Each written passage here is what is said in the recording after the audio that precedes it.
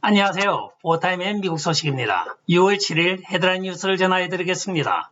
포타임의 도널드 트럼프 대통령이 노스캐롤라이나 그린스보로에서 열린 공화당 전당대회에서 연사로 나섰습니다. 그런데 도널드 트럼프 대통령 말은 자기는 미국의 민주주의를 구하기 위해서 노력을 하는 사람이지 민주주의를 파괴하는 사람이 아니라고 이야기를 하고 있습니다. 그러면서 조 바이든 정부가 지금 국경을 열어놓고 또한 대중국에 대해서 이렇게 유화 정책을 하고 있음으로 하여 미국이 완전 해체 작업을 당하고 있는데 이것을 우리가 2022년 중간선거에서 상하원을 빨리 다수당으로 복귀하여 이것을 막아야 된다고 이야기를 하면서 며느리인 라라 트럼프에게 마이크를 잠시 넘겨주었습니다. 그러자 라라 트럼프가 나와서 자기는 2022년 노스캐롤라이나 상원의 후보로 지정이 되었으나 자기는 출마하지 않겠다고 이야기를 하고 있습니다. 사람들이 의아하게 생각할 때 라라의 말은 자기가 지금 1살짜리 아기와 3살짜리 아기가 있는데 1년 반밖에 안 남은 선거에 자기가 몰입하기에는 애들이 너무 어리기 때문에 이번에는 애들을 자기가 케어를 좀 하면서 양육에 힘을 써야 되겠다고 이야기를 하였습니다. 라라 트럼프는 시아버지인 도널드 트럼프 대통령이 자기의 선거 출마나 또 출마 기권에 대하여 어떤 영향력을 행사하지 않았다고도 이야기를 했습니다.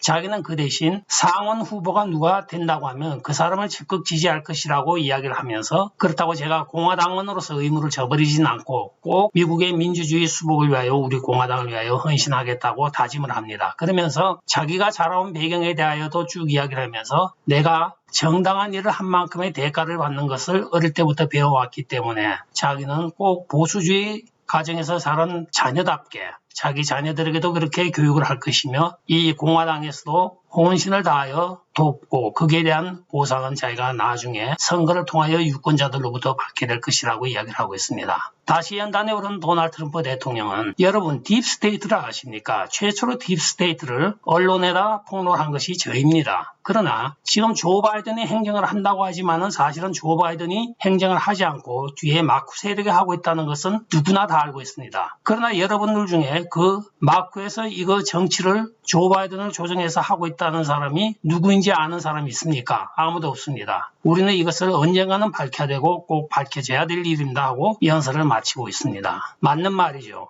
지금 조 바이든 또는 카말라 해리스 전부 다 지지도가 없는 정치인들이었습니다. 그러나 이 사람들을 세워놓고 실제적으로는 지금 마크의 어떤 세력이 미국 정치를 움직이고 있습니다. 앞으로의 귀추가 주목이 되고 있습니다. 네, 나라의 대통령직을 맡고 있는 사람이 불법을 저지르고 그 불법에 대하여 기소될 것을 걱정하지 말라는 메모를 하고 있습니다. 참 한심한 일이죠. 조 바이든이 ICE, 즉 Immigration and Customs Enforcement이라는 거 하는 데서 불법 입국한 자녀들을 여기저기에 수용하라고 했습니다. 이것이 불법이면 누구나 알고 있습니다. 왜냐하면 가디언이 없는, 즉 보호자가 없는 미성년자들은 국가에서 책임을 지고 보호해야 되는데 여기에 대해 아무 보호자도 없이 온 애들을 자기들 멋대로 여기저기에 분산 수용을 하고 있는 것이 불법입니다. 여기 ICE 요원들이 걱정을 하자 그 변호사에게 조 바이든이 불법에 대해서 너무 걱정을 하지 마라. 내가 카바하겠다는 식의 메모를 준 것이 들통이 났습니다.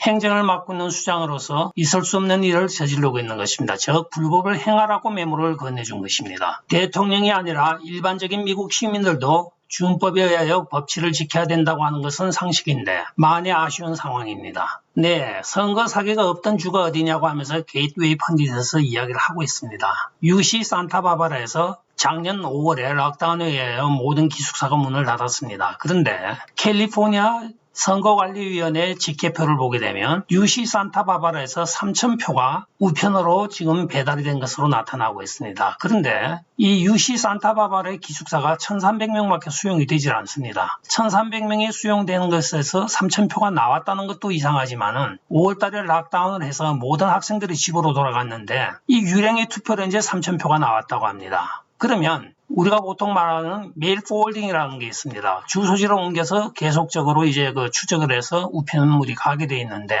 선거법에 의하면 이거는 메일 포워딩을 금하고 있습니다. 그거는 felony charge, 즉 중범에 속합니다. 그래서 없는 유령의 기숙사 도움에서 학교 기숙사에서 3,000표가 찍혀가지고 조 바이든 표가 캘리포니아 집계소에 도착을 해서 그걸로 선거 집계가 되었다고 합니다. 물론 우리가 스윙 스테이트에서 많이 발견되었던 있던 지금 엉터리 그거 직계포에 대하여 지금 아리조나에선 7바리트만 남겨놓고 거의 다 끝났습니다. 이번 주에 아마 다 끝날 것으로 전망이 되고 있으며 그거에 따라서 지금 상황은 거의 바뀌지 않나 하는 루머가 많이 돌고 있습니다. 또 대통령도 지금 아리조나, 조지아, 미시간, 펜실베니아 등등 지금 펜실베니아도 이제 다음 주부터는 상원에서 본격적으로 포렌식 감사를 실시하겠다고 하고 있고 그러면 여러 스윙 스테이트주에서 서너 개만 바뀌어도 대통령이 바뀝니다.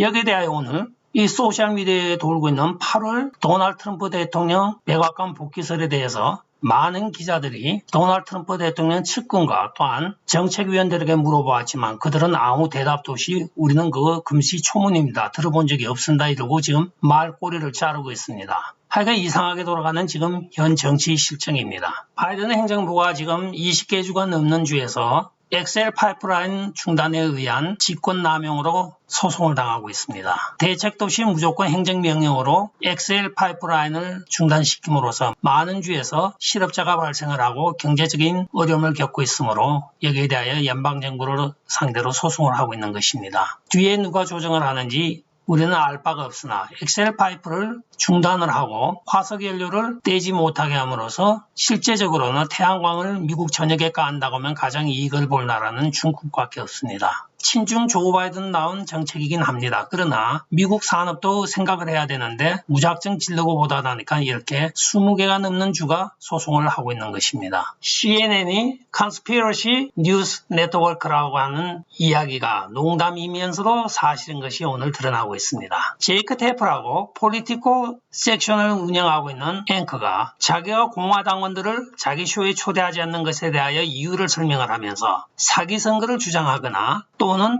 조 바이든 행정부에 대하여 항상 부정적인 견해를 피력하는 공화당원들은 자기 쇼에 초대를 받지 못할 것이라고 이야기를 하였습니다. 그런데 역시 거짓말이었습니다. 스테파닉 의원에게는 16번에 걸쳐서 자기 쇼에 초대를 하였습니다. 그러나 스테파닉 뉴욕 하원 의원은 CNN이 거짓 정보로 도널드 트럼프 대통령을 음해하고 자기들의 한 말을 변조하여 전함으로써 자기 정치 인생에 득이 될 게 없다고 하여 안 나갔습니다. 16번이나 초청했는데 안 나갔고 또한 하울리 의원 경우에도 그 대변인의 말을 들어보면 14번이나 제크 테프가 자기 쇼에 출연해달라고 요청하였으나 언론 담당 비서관 선에서 잘랐다고 이야기를 하고 있습니다. CNN 메인 앵커 중에 한 명인 제크 테프의 거짓말이 오늘도 여실히 드러나고 있는 뉴스였습니다. 입만 열면 거짓말입니다. CNN이 시청률이 상당히 떨어진 이유가 바로 이런 거짓말들로 뉴스를 보도하기 때문입니다. 결국은 시간 지나면 다 거짓말로 드러나는데 끝까지 거짓말을 고수하면서 이렇게 좌편향적으로 가다 보니까 많은 시청자를 놓쳐서 지금 CNN의 시청률이 팍스보다도 떨어져 있습니다. 시청률이 한창 치솟았을 때는 도널드 트럼프 대통령 선거권에 있어가지고 한동안은 실시간 800만 명 이상이 시청을 하였던 뉴스였으나 지금은 150만에 그치고 있다고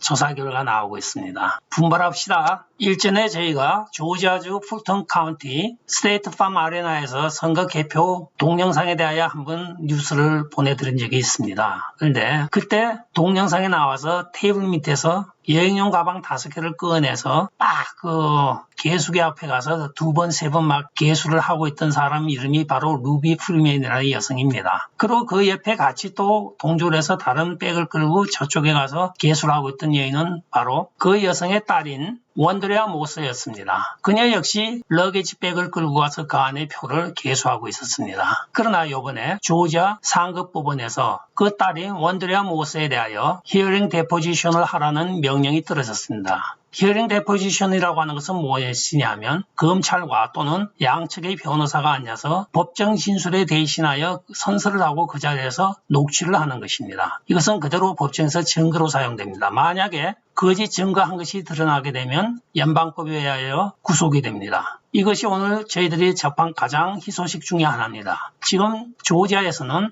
아리조나 포렌식 감사 현장에 지금 공화당 의원들이 급히 내려가고 있습니다. 가서 포렌식 감사가 어떻게 진행되는가 그 결과를 살펴보고 조지아에서도 포렌식 감사를 하겠다고 지금 다짐을 하고 있습니다. 조지아의 상원이 공화당이 다수인 만큼 아마 포렌식 감사가 곧 시행될 것으로 보여지고 있으므로 펜실베니아에 이어 지금 세 번째 주가 포렌식 감사가 시작될 것으로 보여집니다. 오하이오 더블린에 소재하고 있는 뮤얼필드 빌리지 골프클럽에서 메모리얼 토너먼트가 열렸습니다. 3라운드까지 6타차로 선두를 지키고 있던 잔 램이 지난 토요일 경기 도중에 코로나 판정을 받아서 도중에 강제 퇴출을 당하였습니다. 10일간의 격리 후에 게임을 하라고 했는데 10일이면 경기가 끝나버립니다. 참 안타깝게 됐습니다. 상금이 930만 불로 간만에 우승을 노리고 도전을 하고 잘 나갔는데 6타차 선두면 우승 가능성이 충분히 있었는데 이렇게 허망하게 무너졌습니다. 많이 안타깝네요.